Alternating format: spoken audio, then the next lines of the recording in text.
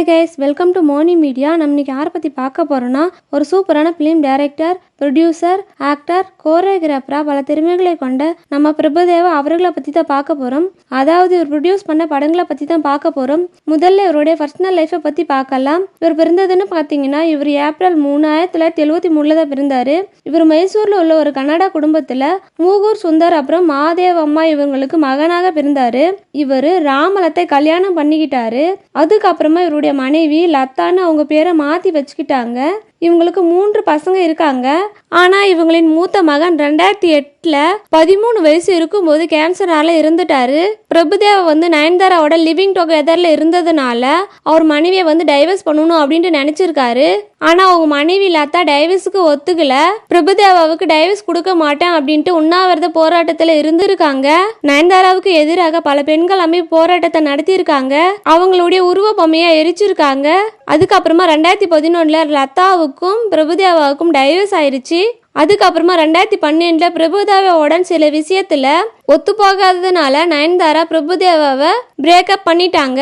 அதுக்கப்புறமா பாத்தீங்கன்னா பிரபுதேவா மும்பைக்கு போய் பழைய இடமான கிரீன் எக்ரெசில் அப்படின்ற இடத்துல வாழ்ந்தாரு.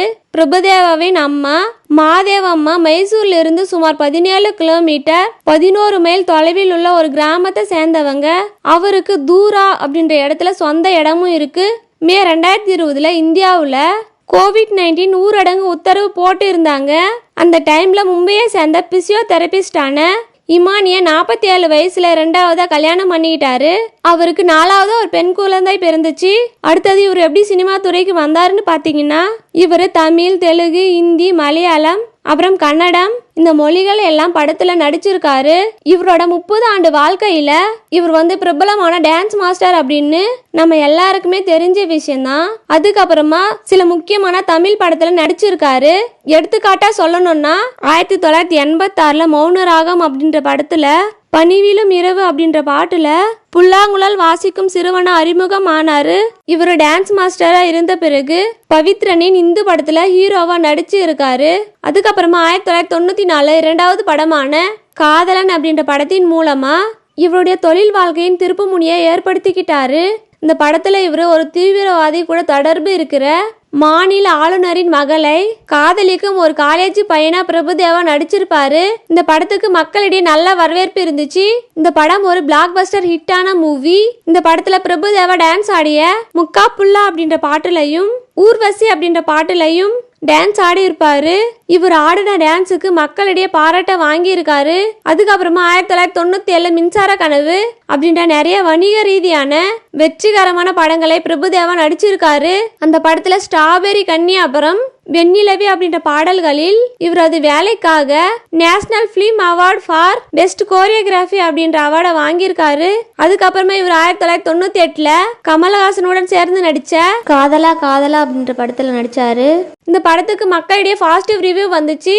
அடுத்ததா 2001 உள்ளம் கொள்ளை போகுதே அப்படின்ற வெற்றிகரமான முயற்சி இருந்தா கூட பிரபுதேவா அவரின் போன வருஷத்துல பெற்ற வெற்றியை இவரால் திரும்பவும் உருவாக்க முடியல அப்படின்னு சொல்லலாம். மேலும் அவரது நிறைய படங்கள் வணிக ரீதியா தோல்வி படமா ஆயிடுச்சு அப்படின்னு சொல்லலாம். அடுத்தது 2000 நிறைய தெலுங்கு படங்களில் ஹீரோவா நடிச்சிருக்காரு. அந்த படங்கள் நிறைய படம் ஹாலிவுட் அப்புறம் மலையாள படங்களை ரீமேக் செய்யப்பட்ட படங்கள். அடுத்தது 2005 தெலுங்கு படமான நு வஸ்தாనంటే నేను వద్దంటానా அப்படின்ற படத்தின் மூலம் இவரு டைரக்டரா அறிமுகம் ஆனாரு. இந்த படத்துக்கு மக்களிடையே நல்ல வரவேற்பு இருந்துச்சு. இந்த படம் ஒரு பிளாக் பஸ்டர் ஹிட்டான மூவி. இந்த படம் 7 மொழிகளில் ரீமேக் செய்யப்பட்டுச்சு. அப்படி செஞ்சதுக்கு அப்புறமா தான் இந்த படம் இந்திய படமா கருதப்பட்டுச்சு. இந்த படம் பிரபுதேவாவுக்கு சிறந்த நடன இயக்குனருக்கான விருது 9 பிலிம்பேர் விருதுகளை வாங்கியிருக்காரு. இந்த வெற்றிக்கு அப்புறமா தான் இவரின் நடிப்புக்கு டைரக்டருக்கும் முன்னுரிமை அளிச்சிருக்காங்க. அதுக்கப்புறமா 2006 ஸ்டைல், அதுக்கப்புறமா 2013 ABCD, அதுக்கப்புறமா 2015 ABCD 2 அப்படின்ற நடன படத்துல எல்லாம் ஹீரோவா நடிச்சிருக்காரு. அடுத்தது இவரோட தயாரிப்பு நிறுவனமான பிரபுதேவா ஸ்டுடியோஸை நிறுவி 2016 AL விஜய் டைரக்ட் பண்ண தேவி அப்படின்ற படத்தை ப்ரொடியூஸ் பண்ணியிருக்காரு. இந்த படம் 12 வருஷ இடைவேளைக்கு அப்புறமா பிரபுதேவா திரும்பவும் தமிழ் சினிமாவில் நடிகரா வந்ததுக்காக இந்த படத்துக்கு மக்களிடையே பெஸ்ட் ரிவ்யூ வந்துச்சு. இந்த படம் பாக்ஸ் ஆபீஸில் வெற்றி படமா அமைஞ்சிச்சு. இந்த வெற்றிக்கு அப்புறமா இவர் 2018 கலேபா காவாலி அப்புறம் மெர்க்குரி, அடுத்தது லட்சுமி அப்படின்ற ஊமை படங்கள்ல நடிச்சாரு. அதுக்கப்புறமா 2019 தேவாவின் தொடர்ச்சியான சார்லி சாப்ளின் 2 அப்புறம் தேவி 2 அப்படின்ற படங்களுக்கு மக்களிடையே நெகட்டிவ் ரிவ்யூ வந்துச்சு. இந்த படங்கள் பாக்ஸ் ஆபீஸ்ல தோல்வி படமா அமைஞ்சிச்சு. அடுத்தது இவர் ப்ரொடியூஸ் பண்ண படங்களை பத்தி பார்க்கலாம். இவர் 3 படங்களை ப்ரொடியூஸ் பண்ணியிருக்காரு. அதுல முதலாவதா 2016 தேவி அப்படின்ற படத்தை ப்ரொடியூஸ் பண்ணாரு. அடுத்தது 2017 ரெண்டாவது ஒரு படம் ப்ரொடியூஸ் பண்ணாரு. இந்த படத்துல அரவிந்த் சுவாமி, ரவி மோகன் இவங்கெல்லாம் லீட் ரோல்ல நடிச்சிருப்பாங்க. இந்த படத்தை டைரக்ட் பண்ணது லட்சுமணன். இந்த படம் ஒரு Tamil super action thrill movie. இந்த படத்துக்கு மக்களிடையே பாசிட்டிவ் ரிவ்யூ வந்துச்சு. இந்த படம் பாக்ஸ் ஆபீஸ்ல வெற்றி படமா அமைஞ்சிச்சு. அந்த படம் பேரு தாங்க போகன். அடுத்தது 2018 ஒரு படம் ப்ரொடியூஸ் பண்ணாரு. இந்த படத்துல பிரகாஷ் ராஜ், ஸ்ரீபிரியா ரெட்டி அப்புறம் அசோக் செல்வன் இவங்கெல்லாம் நடிச்சிருப்பாங்க. இந்த படத்தை டைரக்ட் பண்ணது பிரியதர்ஷன். இந்த படத்துக்கு மக்களிடையே பாசிட்டிவ் ரிவ்யூ வந்துச்சு. இந்த படம் பாக்ஸ் ஆபீஸ்ல வெற்றி படமா அமைஞ்சிச்சு. அந்த படம் பேரு தாங்க சம்டைம்ஸ். அவ்வளவு தாங்க. இவர் நடிச்ச ப்ரொடியூஸ் பண்ண படங்கள் எந்த படங்கள் உங்களுக்கு பிடிச்சிருக்கு அப்படின்னு சொல்லிட்டு கமெண்ட்ல சொல்லுங்க. இவரை பிடிக்கும் அப்படின்னா சப்ஸ்கிரைப் பண்ணுங்க. மேலும் இதே போல் தகவல்களை அறிய நம்ம மௌனி மீடியா சேனலுடன் இணைந்து இருங்கள். நன்றி.